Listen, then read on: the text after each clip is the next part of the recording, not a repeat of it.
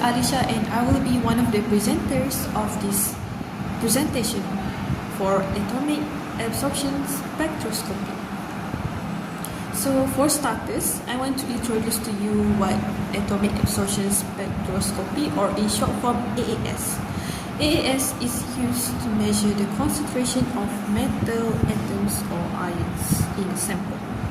We want to know how much of the metal atoms or ions that are present in a sample. So AAS do so by measuring the light absorbance, because we cannot just measure it directly. Hi, I'm Ramana Shahira, and I will be talking about two things. There is the basic principle of AAS and what does the AAS measure.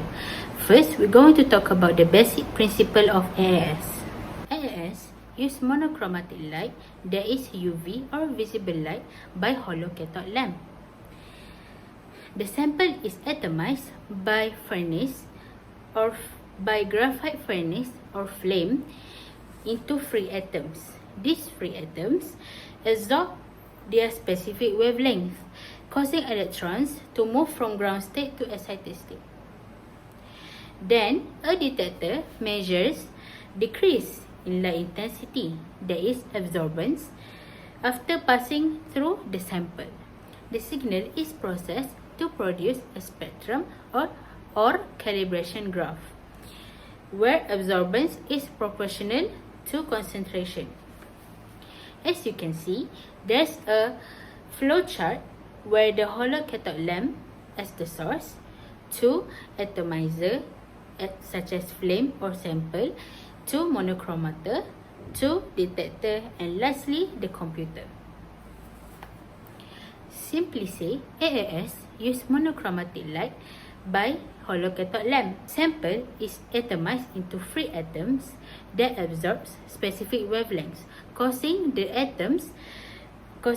electrons to move from ground state to excited state. Then, the detector will measure the decrease in the light intensity, that is absorbance, after passing through the sample. The signal is processed to produce a spectrum where we can see the light intensity. For AAS, absorbance is proportional to concentration. That means if the concentration is high, then the proportional is high, and vice versa. Then, what does the AAS measure? The AAS measure the concentration of metal elements in a sample. It also measures light absorbance by free atoms. And lastly, it measures specific wavelengths of light by free atoms. Simply say, the AAS will measure the light that is absorbed by the atoms. That is called absorbance. It will measure the intensity of light or absorbance in the said sample. As for the metal concentration, the example is we can use AAS to measure the concentration of plumber in water. We can also measure mercury in fish. That's all for my part. Okay, for the next part, we also have the main components of AAS. Firstly, we have our light source. What light source does is it emits elements specific wavelength that matches the analyte. What is meant here is that based on the resonance theory, a molecule vibrates on their own frequency. To make it easier, I will present to you an example. Okay, so we have two molecules, A and B.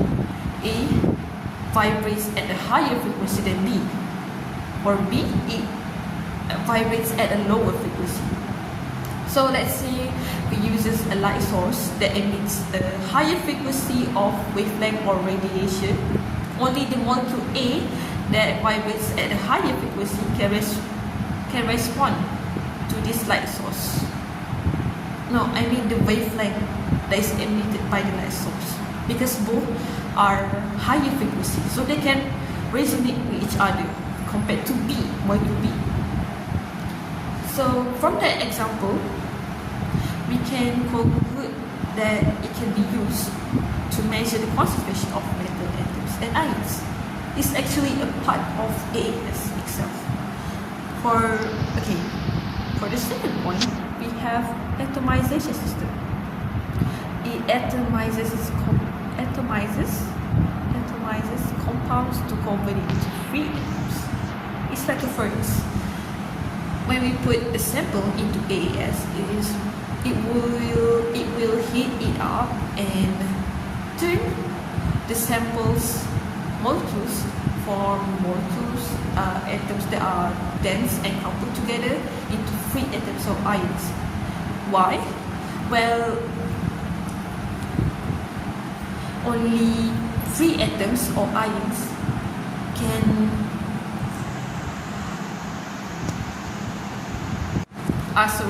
only free atoms or ions can absorb energy that is emitted by the light source.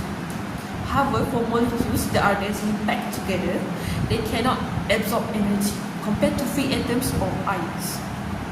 That is why atomization system exists in AAS. So for the third point, we have monochromator. Monochromator is used to select a narrow light wavelength. So what can be understood here is that monochromator is used to filter out other wavelengths of light. So as we all know, the visible light produces 7 variations of wavelengths of light, yes, 7 variations. So what monochromator do is it filters out some of the light that the sample does not correspond to. Like what I have previously mentioned, the resonance theory, it also applies to this. So the wavelength of light, since we know that I meant that the red color, the red light is higher in wavelength compared to the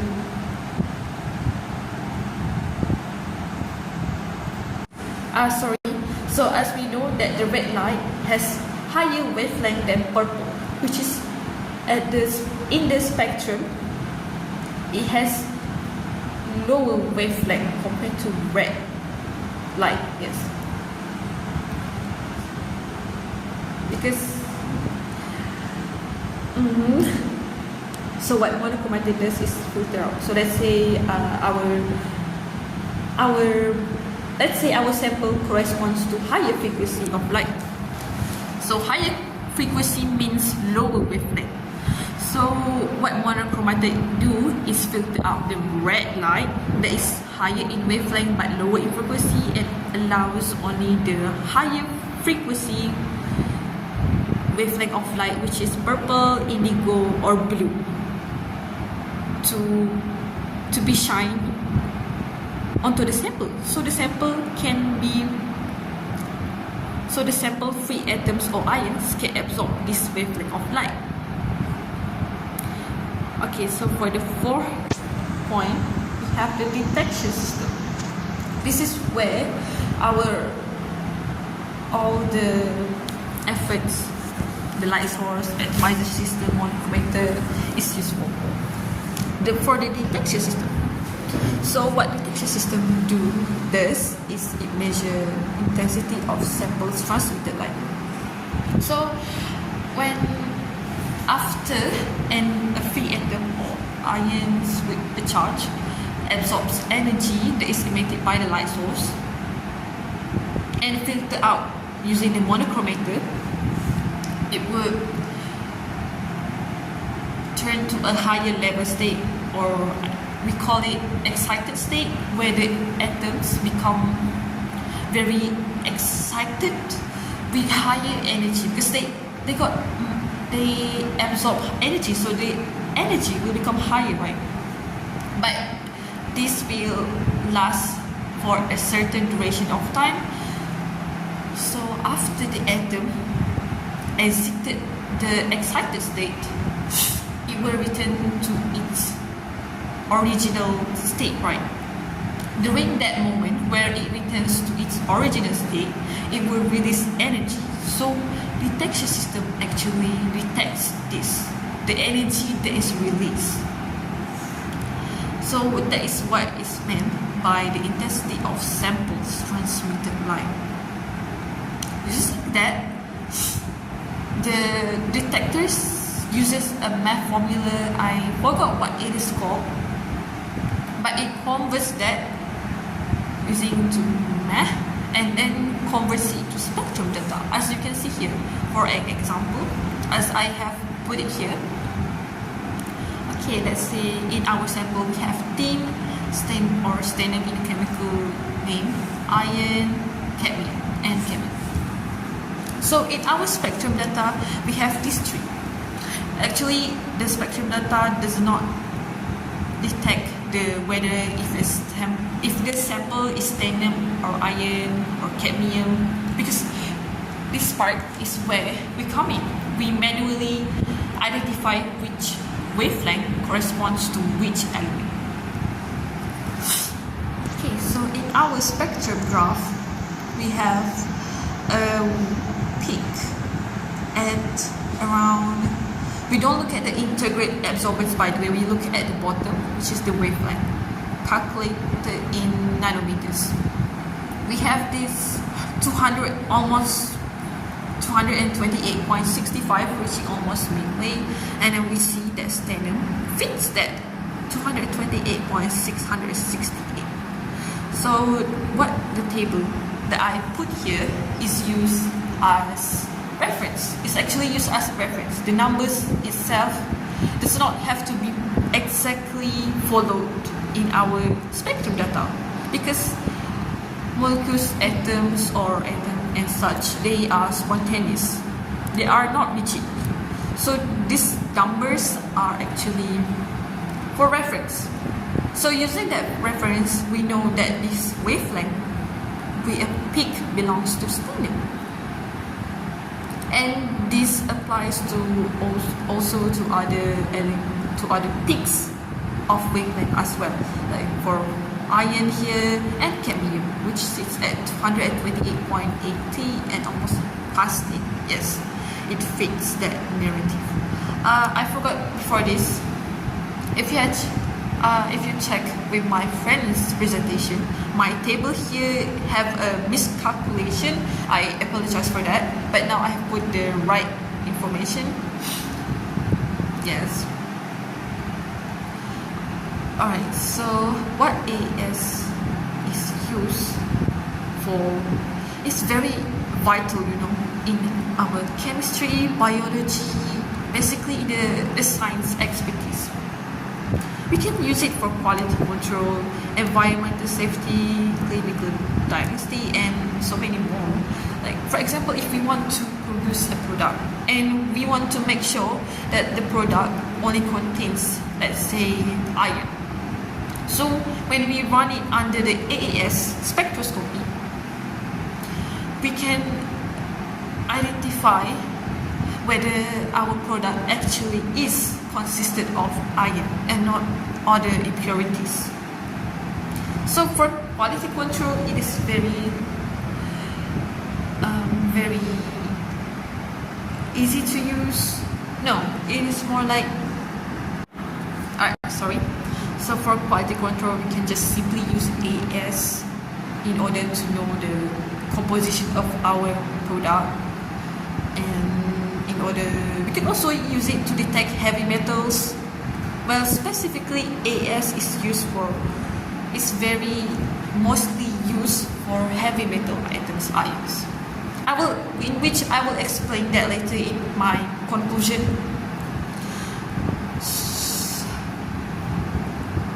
Okay, that will be all for this part.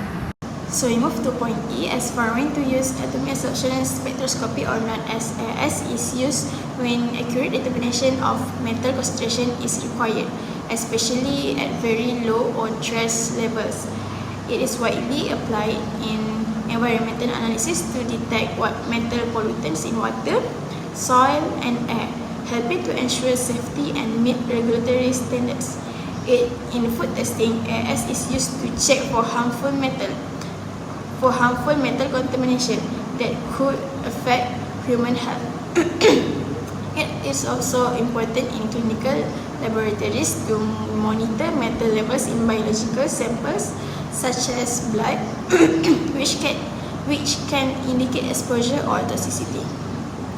Overall, AAS is a reliable tool for quality control and for protecting both human health and the environment. So we are going to talk about advantages and disadvantages. The advantages of AAS include its high sensitivity, which allows it to detect metals even at very low concentrations, and its high accuracy in producing precise and reliable results. It also has a relatively simple operations, requires less complicated sample preparations, and provides quick results for routine analysis. However, AAS is limited because it can only analyze metal elements and cannot be used for complex organic compound. So, in addition, it measures only one element at a time, which can slow down the analysis process when multiple elements need to be tested. It also requires proper calibrations and control conditions to maintain the accuracy.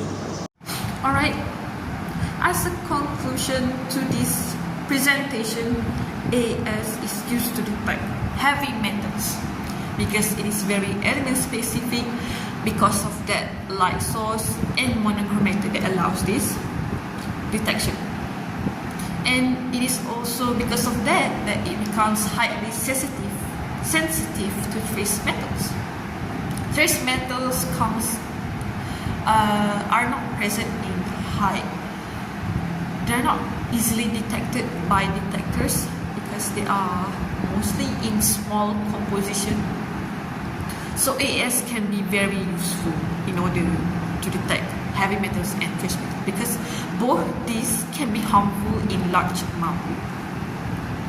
So yes, to conclude, that will be all from us. Thank you for watching.